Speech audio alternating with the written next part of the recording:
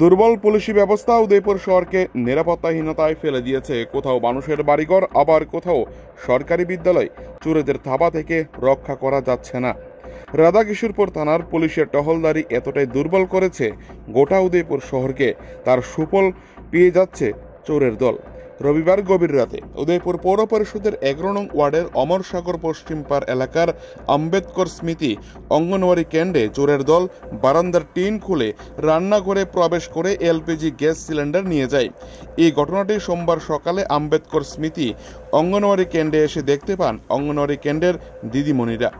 এর ফলে বিদ্যালয়ে আসা ছাত্রছাত্রীদের অভিভাবকদের মধ্যে চাঞ্চল্য সৃষ্টি হয়। আজকের দিনে এলপিজি গ্যাস সিলিন্ডার রান্না করার জন্য না থাকার কারণে বিদ্যালয়ে আসা ছোট ছোট কচিকাঁচা শিশুরা অভুক্ত থেকে গেল পুষ্টিকর খাবার থেকে। শহরের ব্যস্ততম একটি এলাকা হচ্ছে অমরসাগর পশ্চিম পাড়, কিন্তু যেভাবে রাধাকিশোরপুর থানা পুলিশ দুর্বল টহলদারি চালিয়ে যাচ্ছে প্রতিনিয়ত, সেই সুযোগকে কাজে লাগিয়ে চোরের দল উদয়পুর শহরের বিভিন্ন জায়গায় এই ধরনের চুরিকাণ্ড সংঘটিত করছে প্রায়শই। অঙ্গনওয়াড়ি কেন্দ্রের দিদিমণিরা জানান, চুরিকাণ্ডের বিষয়ে এলাকার ওয়ার্ড কাউন্সিলর থেকে শুরু করে দপ্তরের আধিকারিকদের জানানো হয়েছে। রাধাকিশোরপুর থানায় একটি চুরির মামলা দায়ের করা হবে আজ দুপুরে। উদয়পুর থেকে নিজস্ব প্রতিনিধির রিপোর্ট, টিভি 100 বাংলা। ঘটনাটা কি? কোন স্কুল এটা? আম্বেদকর স্মৃতি অঙ্গনওয়াড়ি স্কুল। কোন জায়গায় এটা? অমরসাগর পাড়। কি হয়েছিল ঘটনাটা?